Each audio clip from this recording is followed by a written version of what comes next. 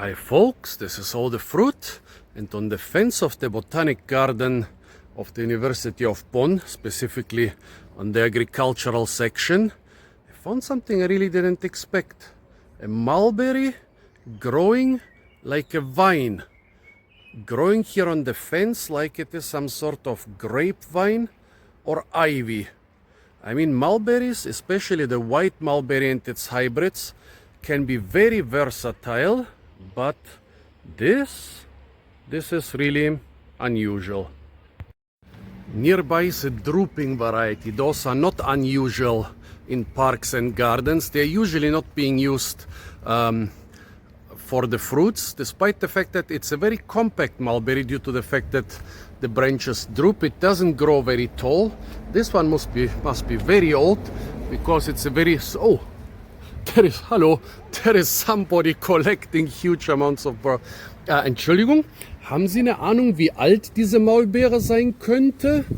Ich glaube, hier hängt zwar ein Schild, aber da steht nur drauf, was es ist. Steht da die Sorte vielleicht? Ja, Maulbeere.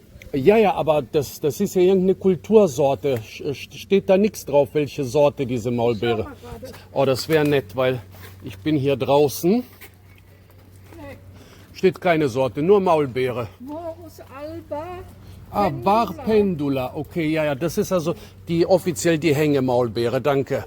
So, Morus alba var pendula, as I said, I think this is kind of an ancestor or related variety because look at those loosely drooping branches. Let's try it.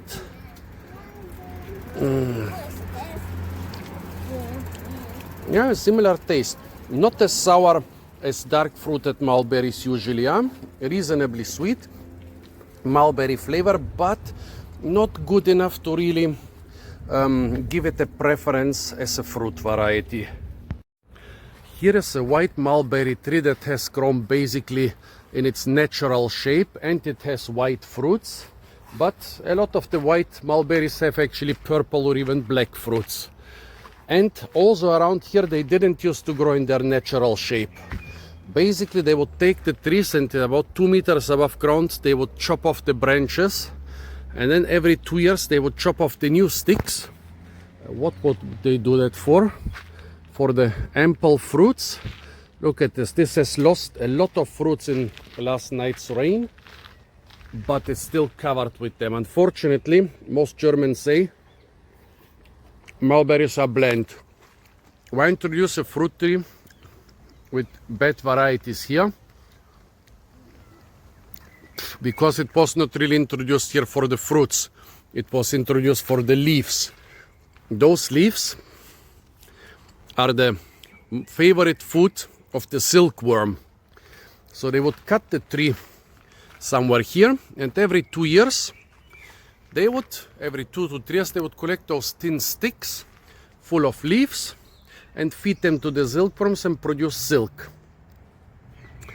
But, yeah, for that you just need trees that grow well in the German climate, that are very vigorous, that produce a lot of young growth, a lot of young leaves, a lot of young branches, young sticks.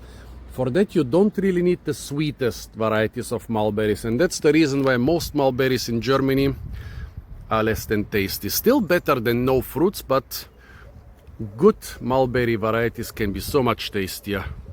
And look at that, on this road, which is basically connecting or rather separating 2 parts of the botanic garden, there are tons of mulberries.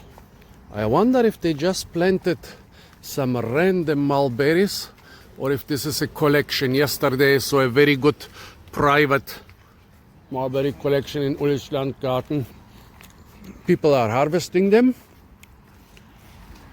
I don't know if it's a collection. They look quite similar. Look at that, the leaves of the trees look similar.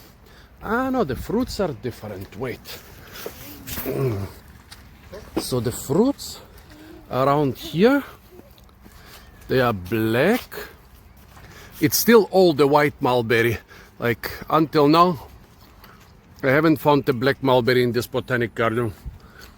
Those fruits are black, but it's still the white mulberry.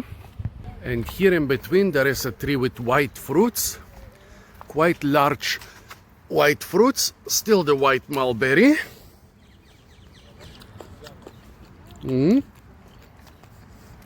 Those are even sweeter. Becoming quite popular as street trees in German cities because the climate is getting warmer and drier and people want something they don't have to water all the time.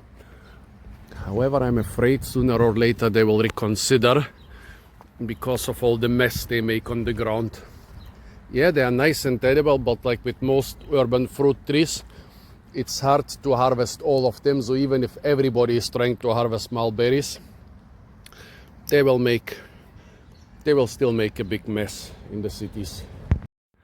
So I just talked to one of the gardeners and he says, yeah, they did weave it into the fence, so it didn't grow into it like a typical vine, like a grapevine, for example, would do. But still, I mean, it grew extremely long, thin, subtle branches. If you look at that, this is the stem.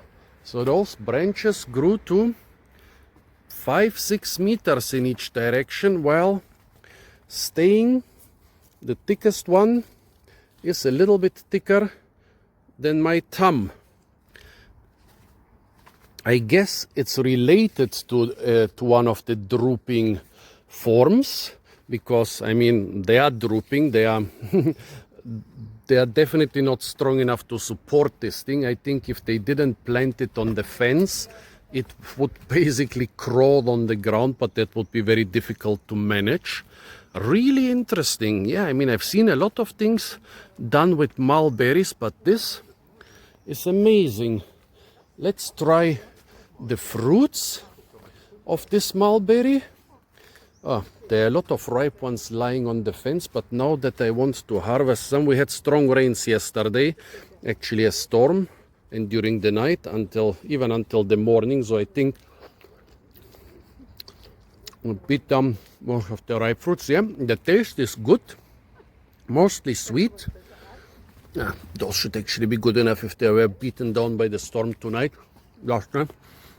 Mostly sweet, almost no sourness, which is unusual for the dark varieties of Morus alba. This is the white mulberry, despite the fruits being black.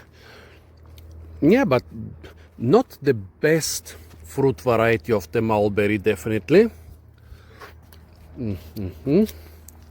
But definitely good enough to eat. Let's go to the other side and check out the stem. Yes, interesting how the stem is reasonably thick and growing straight up. I guess it was supported from young age by a stick or something. And then over 1 meter, what would this be? 1 meter 30, about 4 feet above the ground. Basically, no more stem, but the last branches just start wiggling in different directions. And no, unfortunately, they have no label. I would like to know the variety. So folks, tell me what you think about this mulberry. Apart from that, stay tuned for a lot more fruit videos from the beautiful and incredibly fruit-rich Botanic Garden of Bonn in Germany. And of course, don't forget to like, share, comment, and subscribe.